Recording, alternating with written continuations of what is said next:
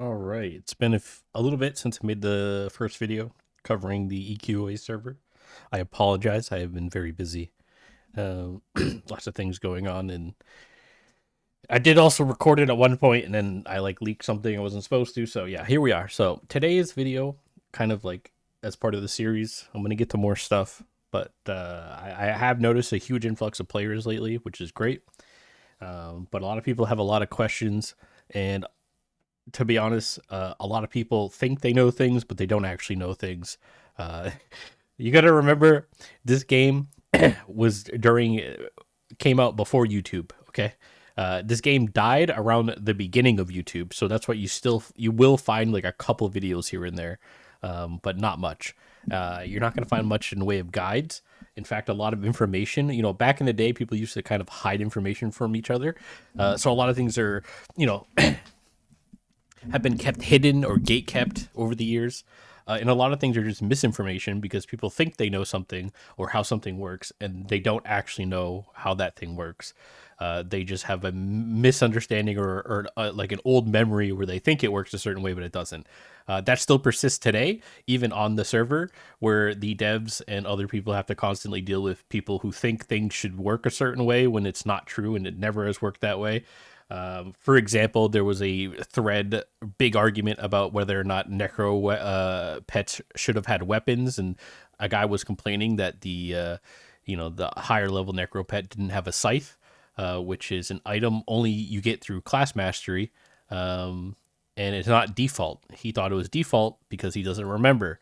So this is the problem with recreating a 22-year-old game is you have a lot of people who are in their 40s who haven't even been playing video games since this closed down, and they think that like their memories are perfect and they remember everything, and like, oh, this proc should do 160 but it only does 140. This isn't right. Why are you guys nerfing everything in the game? Like, there's a lot of really dumb things, and I honestly feel bad for the devs, but it is what it is. We deal with it. However, we can make that not you, uh, and you can have all the information in your fingertips. Although, do keep in mind that everything on the server is not perfect. There are things that need to be tweaked, and there are things that these guys are willing to change. I mean, they did recently change, I think, range damage, because traditionally, like, Bowpath Ranger has always, from my memory anyway, was always garbage, and like nobody really played it, because bows just didn't really correctly do the right scaling damage, and then you would stack wisdom for more range damage, but it wouldn't actually do anything. And the obvious reason for that is because bow skills don't actually have any scaling. They scale off of strength, but they have no scaling whatsoever. Like, there's no actual modifier. So that's why it's always kind of been lackluster. But they have very high base. So was kind of the trade off, was like you could shoot out a lot of bow attacks a lot faster than your melee stuff. And they had like higher base damage, but overall the melee would always scale better because you had procs and like you had strength scaling. So anyway, that's a topic for another video. The point of this video is to give you the tools and the guides that you will need to get through the game. Because the game can be very confusing, especially if you've never played an older school MMO. There's no hand holding. They do not tell you anything. Sometimes the quests don't even properly tell you what you're supposed to do. So, and honestly, I don't even think that's the fault of the server itself, like the developers on the server. I actually think it was like that in the old game too, because I remember definitely having quests where I was like, it doesn't tell you which character you're supposed to return to for your reward. So like a lot of weird stuff like that. So this will help you with that. So it's like everything you could want to know is kind of here. Just take it with a grain of salt, because even these things were written by players. And then, even as I'll show you in some of these, the players themselves on like this forum slash website that existed also disagreed with each other. So yeah. Anyway, so the first one we'll go into here is Quest Masters. You'll have to use a web archive like Wayback Machine. I'll link it. Once you like pull it up, though, you can freely scroll through it. And this site probably ended in like 2009, maybe. Last updated 2007, but that's like the front page. I think some of the stuff goes up to 2009. It's a long time ago. But if you click information, You can get information about the game. Keep in mind, not all of this applies to us. Like 55 spells don't apply to us. We can only go up to 49. Things like standard XP areas is pretty useful if you want to know, like, hey, where should I be going? These are also subjective. As you can see, multiple people posted ideas, and there's a better resource anyway, which is this one, which I'll show you, because this one is actually based on the server. So this is updated for the server itself to give you a bit better idea of what's available. But there's a lot of information if you just want to know about the game and learn stuff and like common stuff and coaching, rehabilitation, which is how you reset your character stats, and class mastery, which is in the server, by the way. So you don't worry about gimping your character. You can always fix whatever you do and try out new things. But like everything you could possibly want to know is in here. Most of this still works, so you can get into it. The most useful thing for you as a new player is going to be the quest section. So these are all your quests. So all your 1 through 20 quests are classified as beginner quests because that's literally what they are. And they're all different for every class and race. So you can go through those. So let's say I'm a dark elf necromancer. These are all your quests. A lot of them are really easy. It's like, go to this guy, kill something, come back. What makes it hard is usually you're traveling pretty far to go kill something, and you generally don't know where it is. So you have to kind of figure it out. So I'll show you like a way to kind of figure that out. That's really easy, because even this is not going to really tell you too much. Although I recommend honestly using the actual official strategy guide. We'll cover this too. When you are doing your 1 through 20 quests, and even your epic quest, I think they're covered a lot better in this official guide. This official guide doesn't cover side quest and some other things for some reason. I don't know why it never did. I thought it did, but it doesn't. So you're mostly probably going to use the side quest here for like your 17 armor quests. There's a highborn side quest for highborn characters. There's the 23 side quest for your ability, and there's two more. Pretty sure there's two more. Yeah, there's 3 parts to this that all give you armor. 25, same thing, you get an ability. 27, you get an ability, and then that kind of repeats. So that's how the questing kind of works. 1 through 20 is basically the beginner quest that lead up to 20, which is kind of like, it's technically like your first epic quest. So epic quests are pretty much like, well, they're called, actually no, in this game the epic quests are your like 49 quests. However, like realistically, like the way epic quests could be considered is like they're like your every 10 levels. So even at level 10, I feel like the level 10 quest is a little bit harder than the other quests. You probably need a party for it. So basically, like every 10 levels, assume you're going to get like a somewhat longer, more intricate quest, and that's going to reward you with something more valuable. Basically at level 20 onwards. So 20, 30, 40, 50, you basically will do like what's called the path quest. Although you do it at 49, not 50, because it's part of your epic quest line. It's a little confusing, but it's not once you kind of look at it. I mean, if you look at it right here, it makes a lot of sense. So that's how you can understand questing and when you should have quests. It's kind of like every odd level, kind of. So like every even like integer of 10, and then every odd level. So there'll always be side quests at 33, 35, 37, 23, 25, 27, 45, 43, 47, 53, 55, 57. They're always side quests like that. Like that's always when your side quests are going to be. I wouldn't worry about too much about CM quests. You can do those a lot later. And then some of these other quests are more of like optional things that aren't that important. They might give you some like weird thing. I don't even know how many of them are in the game. And these are pretty much endgame raid quests. So mostly just going to be focused up here.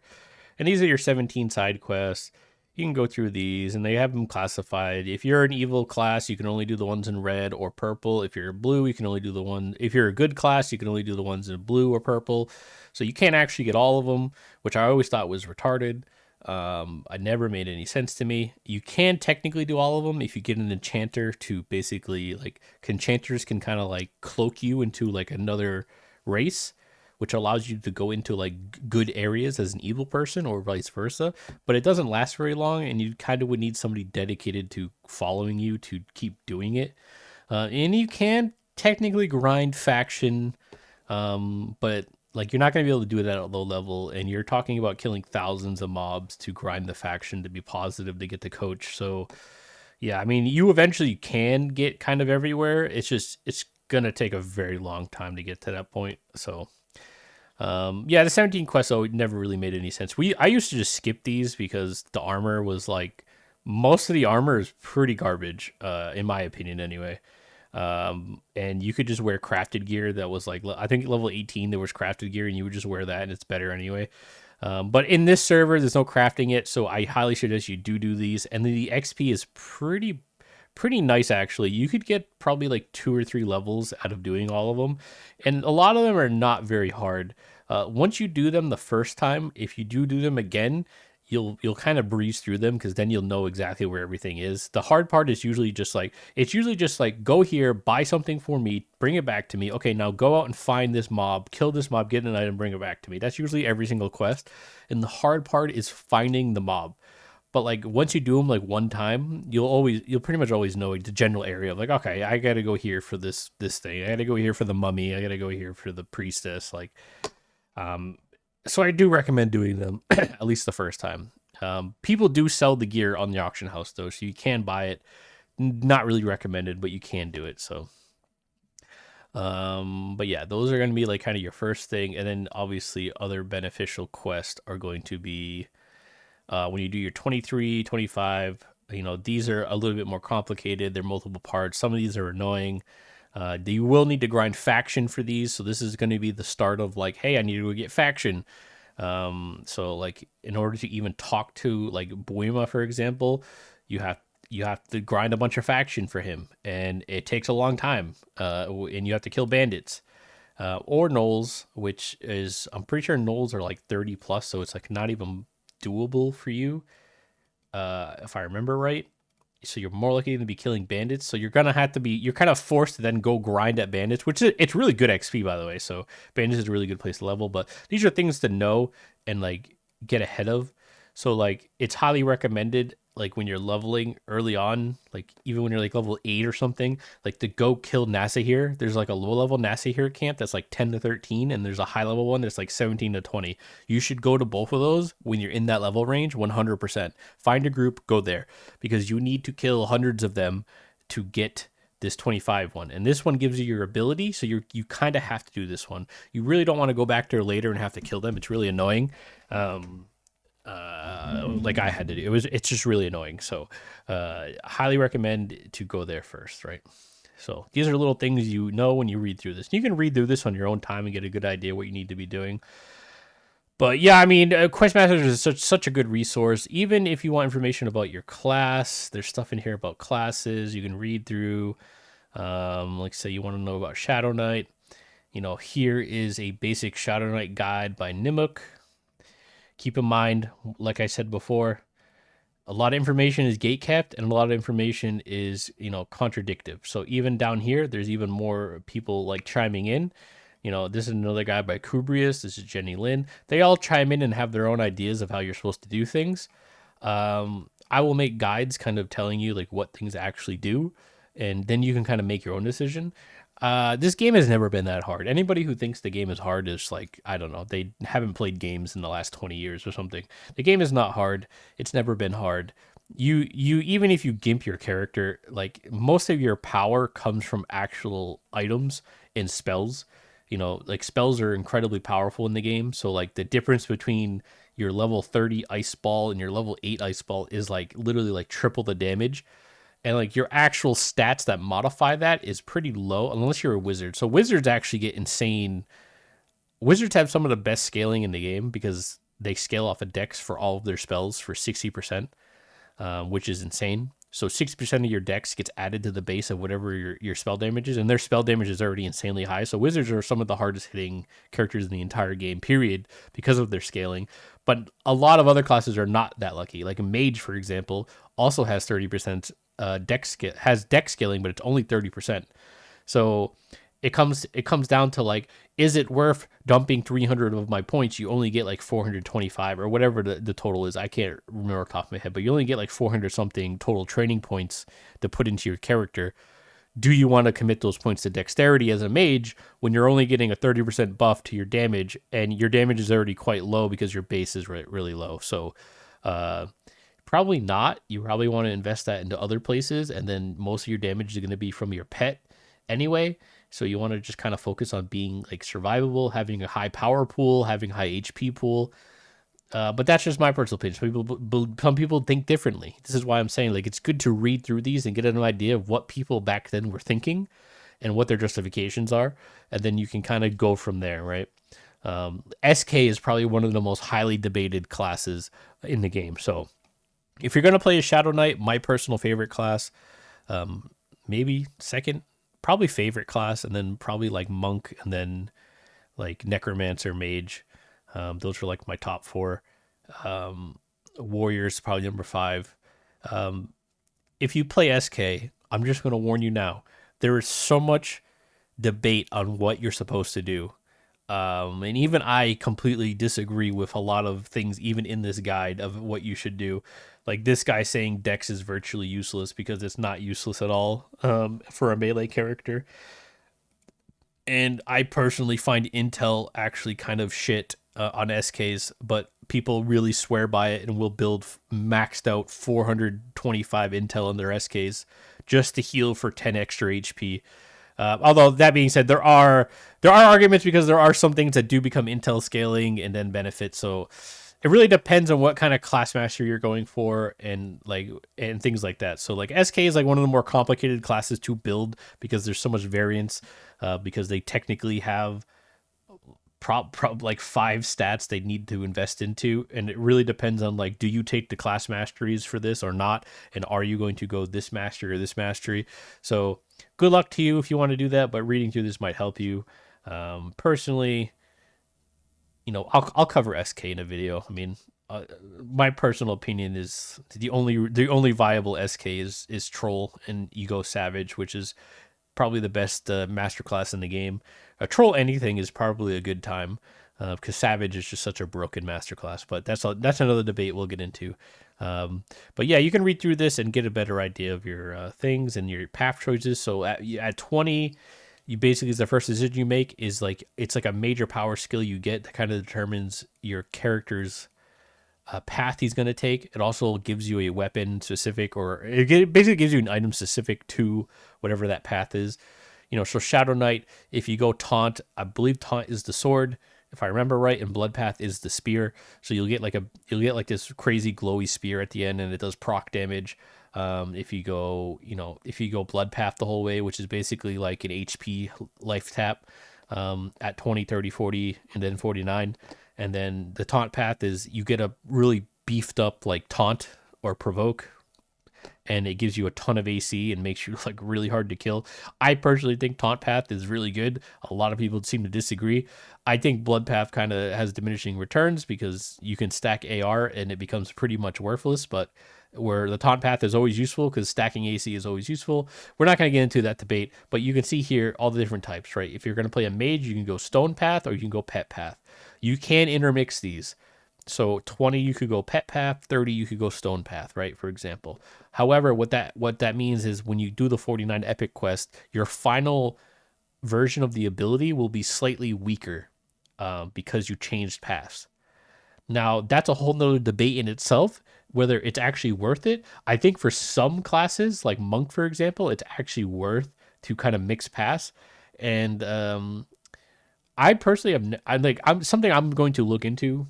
So maybe I'll do a video covering it, but I'm going to try to look into like the actual comparison of like how much worse is the ability you get at 49 if you do a mixed path versus if you do a good path, because I don't think anybody ever talks about that. And it should be pretty interesting because there is a lot of path abilities that are pretty useful that I would want both of. Like, I actually would think for Shadow Knight, like, you'd benefit a lot from at level 20 the taunt, because you don't get provoked till 24, and even then it's hard to hold aggro. It depends, I guess. Like, Shadow Knight probably holds aggro a lot easier than others, but you could make an argument that taunt is genuinely better at 20, but then later on you might want the blood path. Or for Shaman, you might want the pet at 49, but until 49 you want the debuff, which sounds pretty correct to me because the pet's pretty dog shit for the most part, and the debuff is very good and very slept on, and most Shaman don't get the debuff for some reason. And then the pet's really not that good. And I would argue that maybe even like the full pet line is not better than the other one you get, because I think you get like a lion or something, right? If you don't get the full one, I don't remember, or you get a panther. Somebody can correct me. I don't remember. Same thing with warrior. Like I feel like the taunt can be very beneficial to warriors, and then bellow can be very good. Like the thing with bellow is like whatever you heal for increases your max HP by that amount. So technically, I would think like you're only really going to use and benefit from the highest level bellow that you got. So the other ones become irrelevant. So I would think you would want to take it at 49 anyway, and then take maybe the taunt the rest of the time.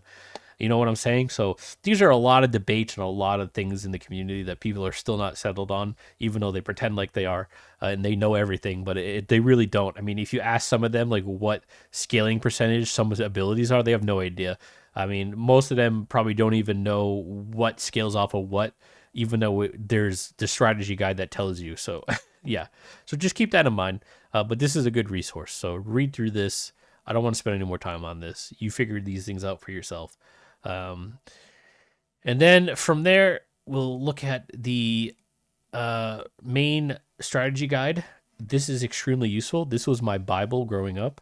Anything you could want to know about the game is in here. This is actually one of the most impressive strategy guides I think they've ever come out with, like Prima Games. Like it's got so much info. It's got every single loot drop, everything you could want to know.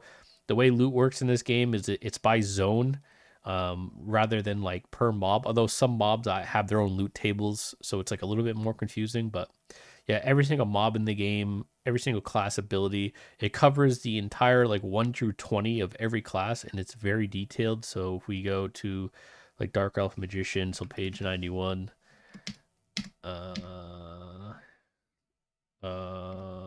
Wait, what am I doing? I'm doing this the wrong way because I'm really dumb. I mean, you can just go like this. So page 91, right here, Magician. So this will cover every single quest, and then it'll give you some ideas of like, hey, these are over here. Hey, you'll find these over here. I find this way more useful than what's on Quest Masters. So another interesting thing is, once again, if you do want to know, hey, what do my abilities skill with, right? I don't know why the page, oh, it's right here. Okay, I'm dumb. Chat, shut up. I'm dumb. Okay. So let's say you want to know, where am I looking? Abilities. Abilities list 393. Say you want to know like what your ability scales with. Every ability in the game is in here.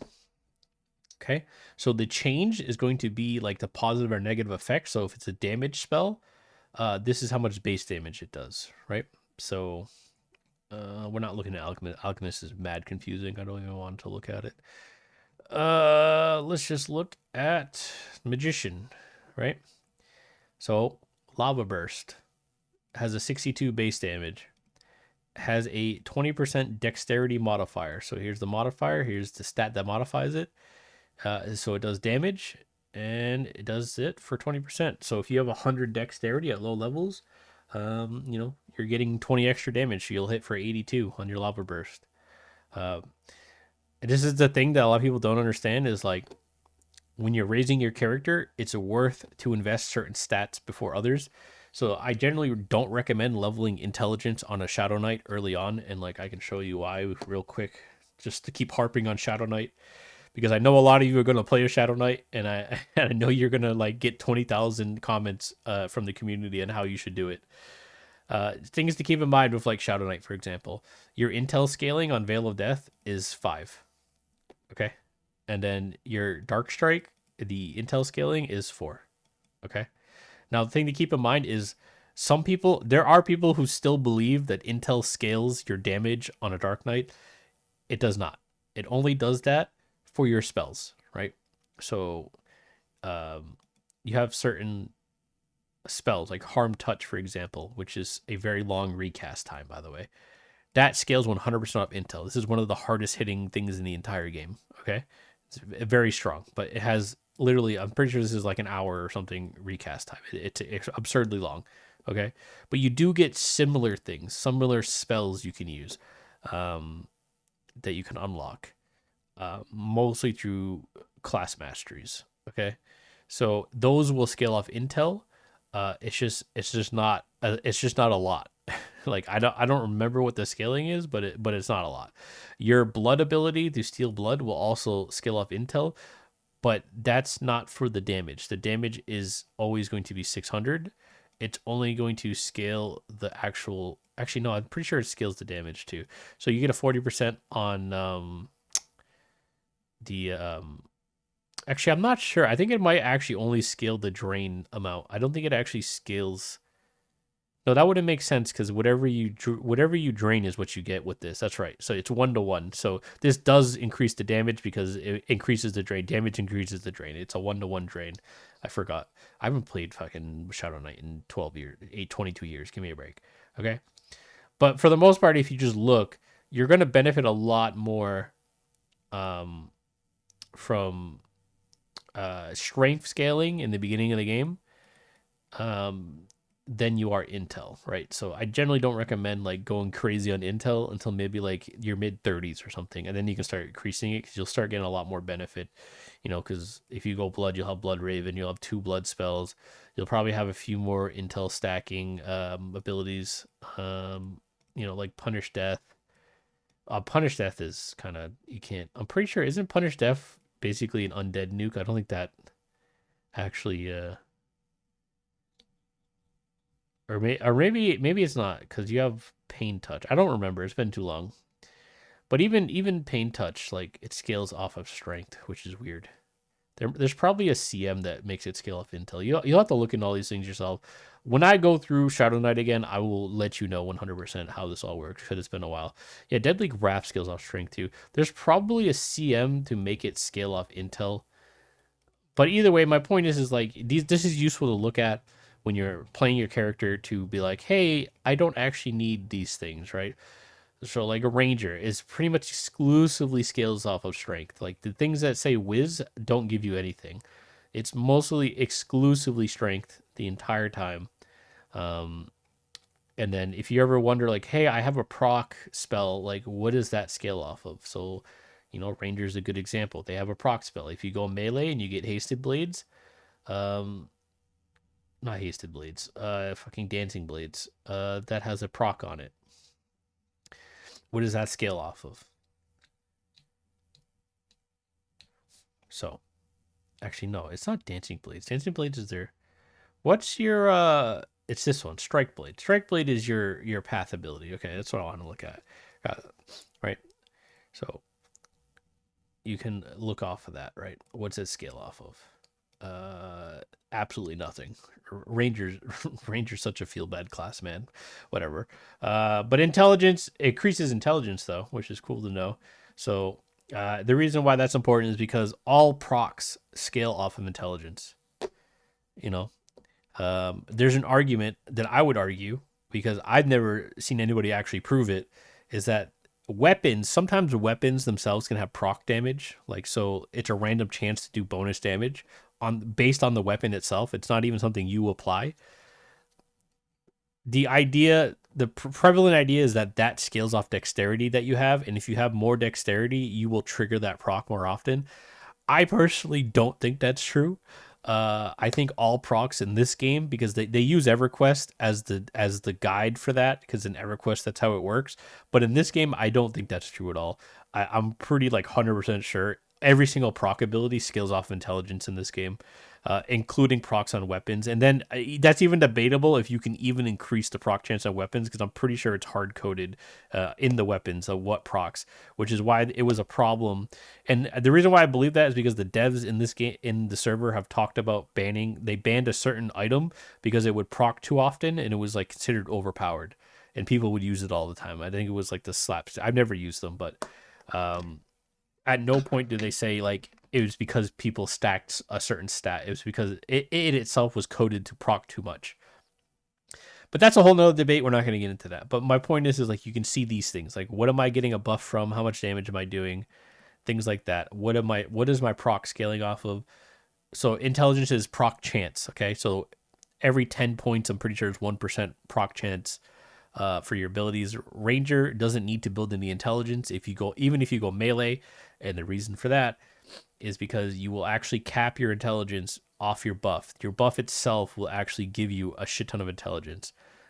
This goes up to like 150 down the road. So if you're not buying caps for intelligence, you'll probably most likely cap it out anyway and have the highest chance that I would even want anyway, because I don't really want to invest into intelligence on a ranger.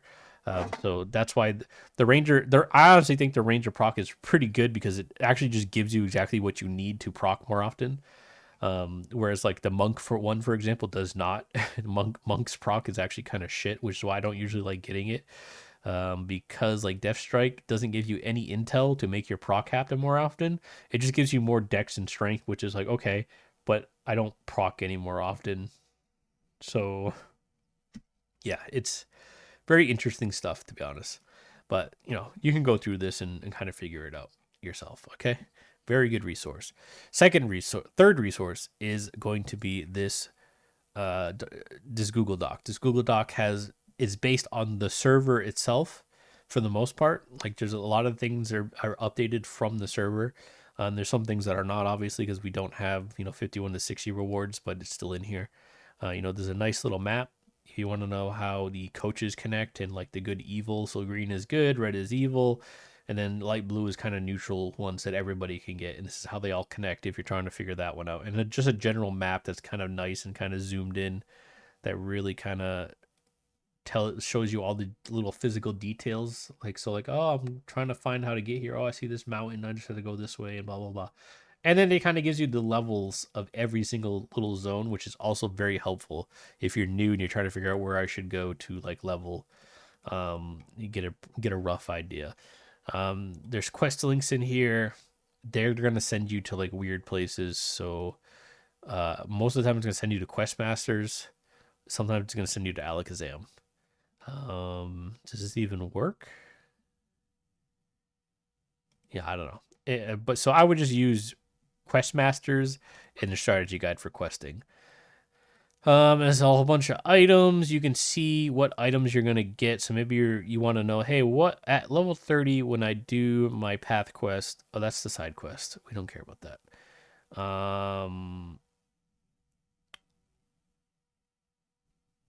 Path quest for different groups. So I want to know, hey, what's my cleric gonna get if I go, this path? Okay, you're gonna get this item, right? So you get an idea of what you're gonna get. So it's useful for that. What else can you pull from this? I guess the other useful thing that I like to use this for is actually just the XP camp list. So this is pretty much based on the server. And the reason why this one's useful is because it tells you the camp name. And why that's useful is I'll show you in a second. But, say I want to go to Crocodile Camp 5 because it's 19 to 20. It's recommended for groups level 12, level 13. I would probably go 14 or 15 to be honest. I don't like trying to kill mobs like that high a level than me. I think it's too slow. But you can use this as sort of a rough reference, but I wouldn't take it too seriously. I mean, I dual box of a necro mage, and like these are not accurate at all. I could kill these things like very early on, and I would solo farm a lot of this stuff. So, but if you do want to know like where I should go for like a general range, it's here. Like, oh, I need to kill like 20 to 22 mobs, or like I need to kill, let's see, Undead Camp 3. So oh, you can't copy paste here, but yeah, so Undead Camp 3 is what I'm looking for. You can go to the main EQA Sandstorm site. You can go to the control panel. You log in, whatever your account is, and then I'm going to go to entities and I'm going to search Undead Camp. Right? Here are all the undead camps. I'm looking for number 3. I click it. I don't know what that updated. Sometimes that doesn't update, but you can go to map.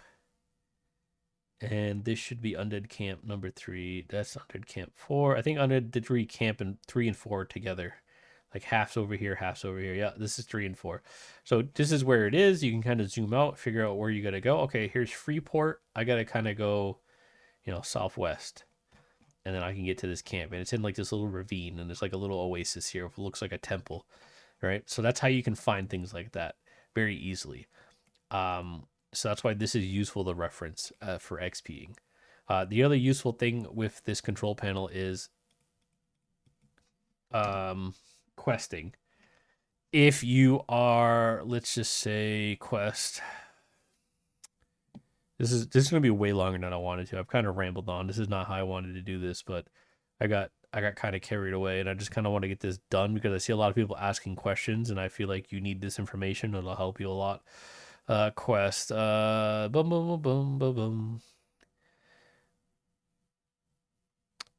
Let's just say side quest. 17 side quest.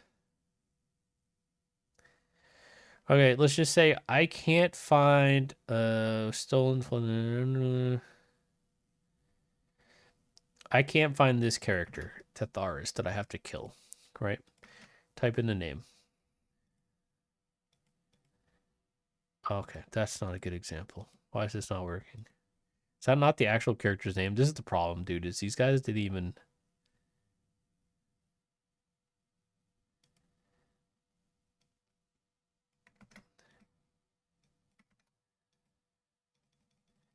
Maybe that's just like maybe that's not her name. Well, best of luck to you if you're doing this quest, because clearly that's not her name. Weird seek out. Let's say this chick, right? We're looking for. You can't find Taylor Montar. Boom, there she is. Oh, one thing this thing does, by the way, is like for some reason, once you open something once on the map, there we go. So that you have to like close it again and do it again. It doesn't hover you to the point. So yeah, she's gonna be one of these dots. Um, I don't know. You can find it, but yeah, she'll be in this area. It'll take you right to her location. You can also like pinpoint it with like the X and the Y, and kind of pinpoint it. And you can see like every detail here too. Like this is the item drops that this character would have, things like that. Their actual stats, by the way, you can see every character's actual stat lines, which is super interesting. Um, that this lets you do. So yeah, this is something to keep in mind. This is how you can do a lot of things. How you can find where you need to go, right? I need to find. I need to find the questor, right? This could be difficult to find sometimes. Quester. So there's actually two spawns. What's the other one? So it'll actually tell you too, like, hey, this is the Froglock Quester Frog Liver. It'll actually tell you, like, hey, it drops this. It looks like both of these are legit. I think they're in the same spot. Yeah, they're basically in the same spot. One of them might actually be the spawn point, and one of them might actually be a current spawn. So sometimes this happens, you close it, and I click this, and now it's gonna actually take me to the quester. And the quester is usually right here. Yeah, so yeah, there's two of them. So this is the actual spawn point, and this is one that actually spawned. This is like a triggered spawn usually. People have to get close to it, and then it spawns. So somebody must have got close to it, and that's why two of them are showing up here. But yeah, I mean, you can see the actual loot. This is it drops the frog liver. This is its stats. It's telling you it's moving, where it's moving. It's like everything you can want to see is in here. It's crazy actually. Last attack never hasn't been attacked in a while. Um, yeah, you can see like its actual AI pathing, which is super interesting by the way, in its aggro state. It's total HP, which direction it's facing. Yeah, it's actually pretty crazy. So this is a very useful tool. And then this map in general is kind of the last thing I want to show is like this map is also very useful. Just to find stuff, find your way around. Like man, I'm getting confused. Where do I find this NPC? Where do I find this? Like I use this all the time. Where do I want to go? If I find landmarks, I mean, this is a live map. Like all these little dots, you'll see them move. You see them move? These are all live NPCs, like on the move. Um, it's just I will say the map is very buggy, so sometimes you do need to refresh it. And then generally you're gonna kind of zoom in and like you can generally hover over the squares to see what they are, but sometimes it gets a little buggy and you actually have to kind of click the square. And yeah, you can pretty much find anything. This is everything in the server, in the game that's currently spawned, where it's going, different camps. different spawn locations. So this is just kind of like a general spawn for wildlife. So it's all kind of grouped up, and then they just kind of path around here.